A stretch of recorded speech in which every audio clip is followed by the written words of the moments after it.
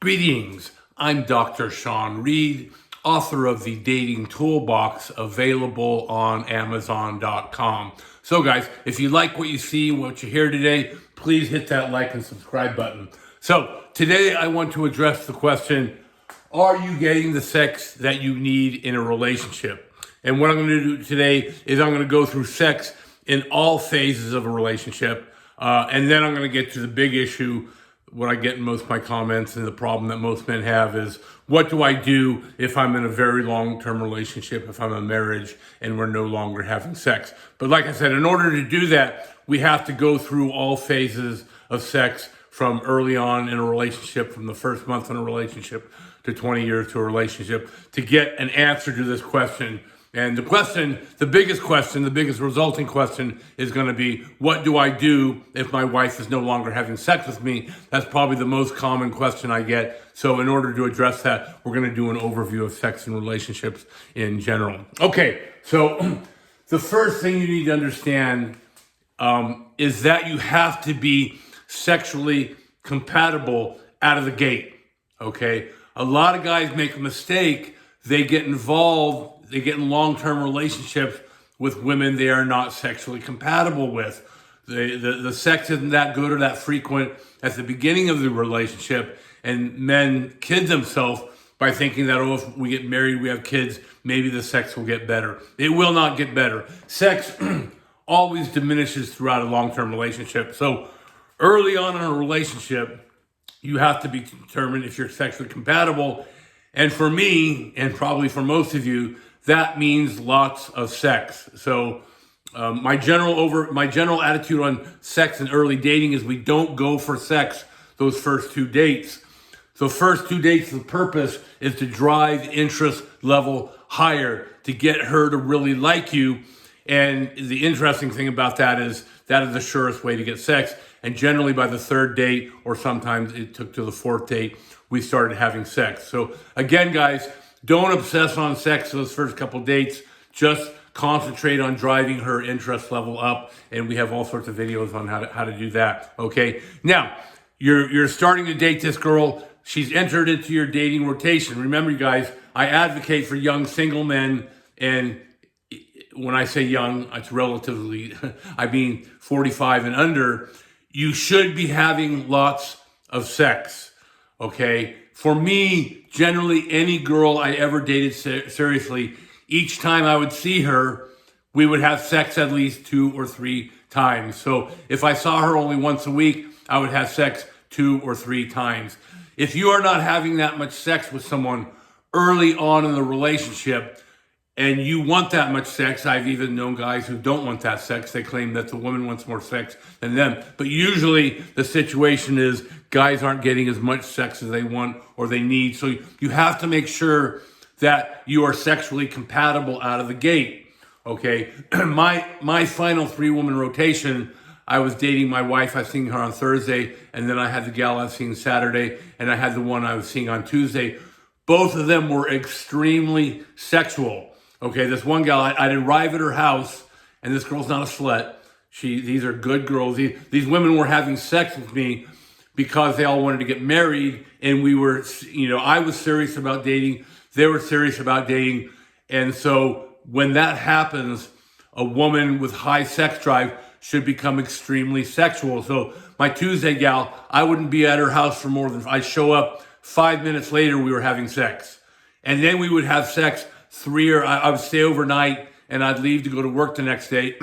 We would have sex 3 or 4 times, either oral sex or vaginal sex.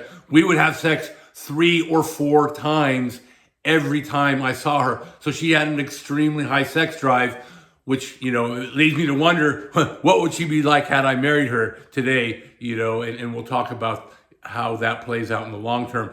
But she had same thing with my Saturday gal, who was actually a strict Muslim and was a virgin when I met her. She was extremely sexual. She would find ways to please me, usually tantric massage.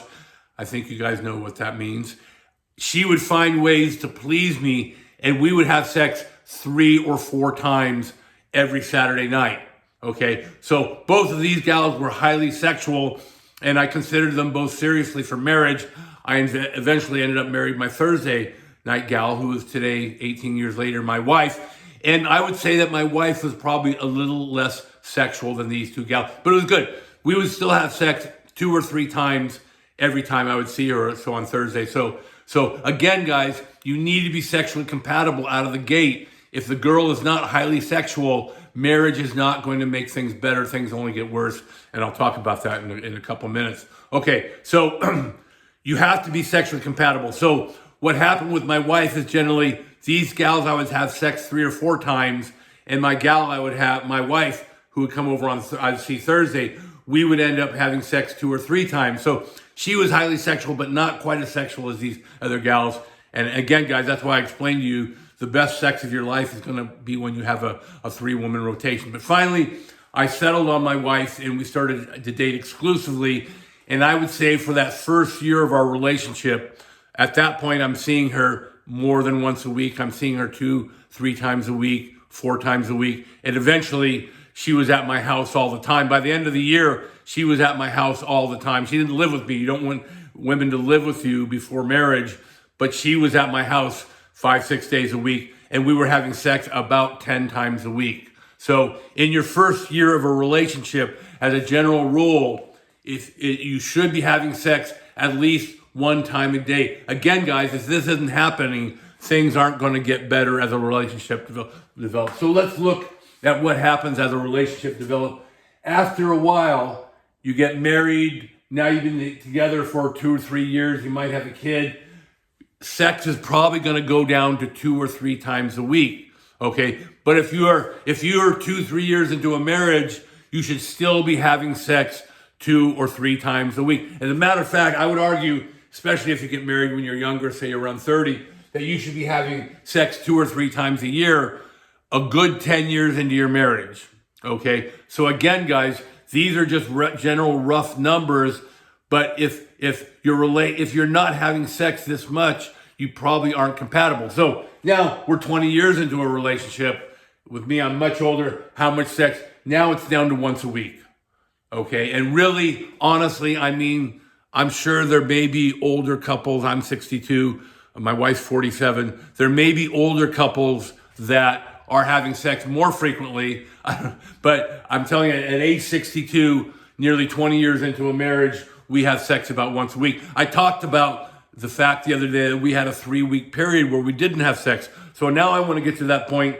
Now that we've covered sexual compatibility, which is very important, now I want to get to the point with what do you do if you're in a marriage and you're not getting your sexual needs met? You're not having sex once a week, right? A sexual marriage is something like where a sexless marriage is where you may only be having sex 4 or 5 times a year. And there are unfortunately a number of men in this situation. So what do you do? Okay, here I have a list of 5 things you should do to make sure that you're not in a sexual marriage. You make sure you're not in a sexless marriage. You want to be in a sexual marriage. So the first thing is, are you giving her affection? Okay, guys, you can't just jump her bones on Saturday expecting her not to have sex. Women need a lot of warming up. So if you want to have sex on Saturday, you need to give her affection on Monday or Tuesday. Start Monday or Tuesday. When you see your wife, when she comes, hold her, hug her, okay? Have miniature 3-minute makeout sections where you don't pursue sex. So she comes home on Monday, you cuddle with her, you show her affection, you show her that you're happy to see her, you kiss her, you give her some intimacy, you give her affection. That's absolutely critical, okay? A lot of these guys in sexless marriages, I'm asking, well, are you making out with her during the week? They say no. Are you having affection? They say no. Well, it should be no wonder then that you're not getting sex, at least once a week. So the first big thing is affection. The next thing is romance, okay? You gotta have a date night, guys. At least once or twice a month, preferably more. You have to have a romantic date night. Okay, very important. This is critical to keeping a spark in the marriage. I explained how I went 3-4 weeks without a date night and things started to become problematic in my marriage. So this is an area where traditional psychologists psychiatrists have got it right. You have to have that date night, so you have to have romance. Number 3, housework. Guys, a way to a woman to get her pants off is to do housework. Do some housework. She will love you for it. Okay, then number 4 down the list, we have communication. Okay, again, this is an area where I disagree with most traditional psychologists and psychiatrists. They claim communication is number 1. No, communication is the final stage of the process. So if you're giving her affection, if you're giving her romance, and you're doing housework, and she's still denying you sex, then you need to have a talk. That's the point where you need to explain to her that you've done all that you can do, you've done all that you should do, and you're still in a sexless marriage. You need to have a talk with her, okay? Finally, at the end of the list, guys, you must be willing to walk, okay? If you're in a sexless marriage, if you've given her affection, romance, housework, if you talk to her about it and she still denies you sex, you must be willing to walk away. And I know that's very hard. That's where a lot of guys, I've got a house, I've got kids, I can't do. You have to be willing to walk away, because if you've done all these 4 things and she's still denying you sex, that's a problem. That's a riddle that cannot be solved. I cannot solve that problem. And you must be willing to walk away. Guys, it's really easy. The first step in this process, a lot of guys will cheat. Okay, they'll start seeing other women and they'll start cheating because they're at number 4 and their wife still denies them sex. Don't do that, guys, because then you're going to screw yourself in divorce court. File separation papers. It's very easy. I haven't talked about this before, but it's very easy to file separation paper. It'll take you maybe an hour and a half to do all the paperwork. You file that separation. Now she knows you're serious, and now you can start seeing other women, and technically you will not be cheating because you will be legally separated. I don't want things to get to that, but guys, there's some situations guys make bad choices. They married women they weren't sexually compatible with. They made problems in the selection process.